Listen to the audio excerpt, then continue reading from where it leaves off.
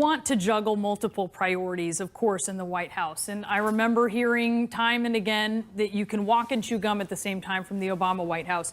But you have Harvey still dumping some rain. The flooding really is, we're just in the middle of it there on the Gulf Coast. Should the White House have postponed this pivot to tax reform?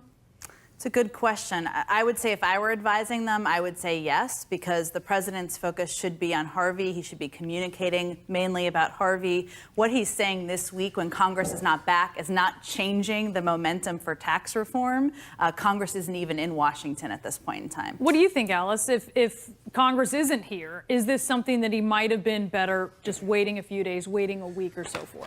If he hadn't gone to Texas yesterday, I would say yes, postpone it. But I think his going down to Texas yesterday and showing his support and reiterating the federal government is here to help you, that was critical. And reminding them that, look, we have the federal resources, state and local units all working together to get them the help they need. And we're not going away. This is going to be a long effort. But I think it is important to, as we say, walk and chew gum at the same time and push some legislative agenda down the road and continue to get the message out there. It was good to talk about the tax cut and the corporate tax, but also today was a good call to action for people watching, saying, contact your members of Congress. Let them know that you support tax reform, because this is an important agenda for them to get passed. Alice, the president led his comments, though, talking about the storm in what were empathetic terms from him for really the victims. He's focused a lot, I think, more on the recovery efforts, the response efforts, but he was talking very much on a more compassionate level today because he has had some criticism. Do you think it's warranted? I think he showed yesterday by being there, he showed that he is committed and compassionate to the people there. Governor Abbott said, I know, having talked with him at length on many of these issues, he's committed to seeing this through. Glenn Thrush in New York Times today said the president is normally one to skim the surface rather than delve into it. He has really delved into what response is being given to the people of Texas and what can we continue to do. And that right there is what the people need. It's not about photo ops. It's not about getting hugs. It's about getting the resources they need to rebuild their lives and get back on track. Let's talk about his tax plan now. And Austin, you just heard Alice there talking about skimming the surface. I think arguably there could be some bipartisan agreement that that's really what the president did today with his remarks on this. And the short list of details that we do know include reducing the corporate tax rate down from 35% to 15%. When you look at what was sort of a populist tone that he did take, is the plan as you know it in line with the rhetoric? No, of course not. Look, I would say two things. First, he doesn't have details. The president has made clear he is not in command of the details of tax reform, and he's not going to put them forward. This isn't a pivot. This is literally the fourth time the president has given a major address saying he wants us to have tax reform. It's not a pivot. It's a sit-and spin. And if he's just going to keep stating that he wants to cut taxes by something like $6 trillion, somebody somewhere has got to say how they're going to pay for it. And thus far, no one has done so, and that's why they're stalled out. Stephen. Well, I worked with then candidate Donald Trump in helping put this tax plan together. Austin, he does know the details. He was very specific to Larry Kudlow and I and others who were working on this exactly what he wanted to do. He always talked about wanting to cut the corporate tax rate because it's just uncompetitive. I think almost all economists agree we can't go forward in a global economy with the highest business tax rate in the world. It's leading to, I just got back from Ireland about a year ago. Every other company is an American company that's moved to Ireland because their tax rate is 1/3 of what ours is.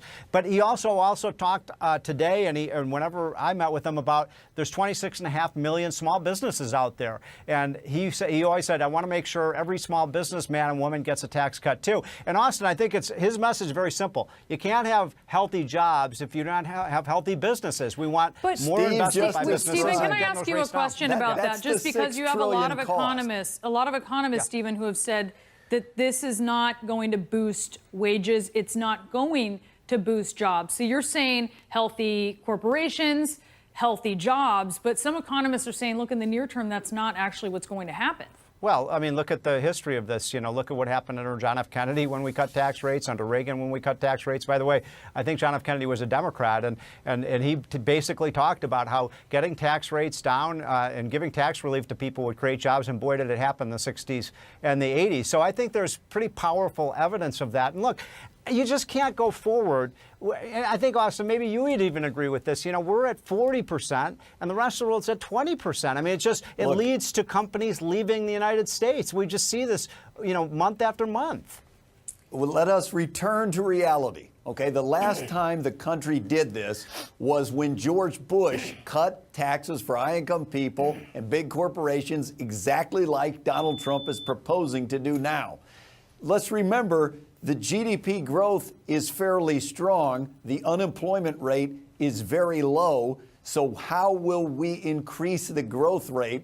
Well, will it increase to 6%? Well, I want to bring Alice in on this. It's an important question. Without any pay-fors. That's the root of the problem. We just had a report that came out today. Hold on. We just had a report that came out today that found that the second quarter GDP growth was 3%, which is a lot higher than we had under Obama, which is 2%. And another report that came out said that so far this quarter, we have 3.5% growth. So liberals are saying, oh, we can't grow faster. We are Stephen, I want to bring Alice Alice in on this. And Stephen, you know, after I have Jen respond to this as well, maybe you can weigh into this, because this is a conservative, Ann Coulter, obviously a pundit, responding to this speech, and she said, oh, stop pretending this is about letting families keep more of their money. Half of Americans don't pay taxes. This is for Wall Street. What do you think, Alice? It's not for Wall Street. And to Austin's point about not being any more details, when Wall Street does well with regard to businesses doing well, America does well. Jobs are created. There are higher paying jobs.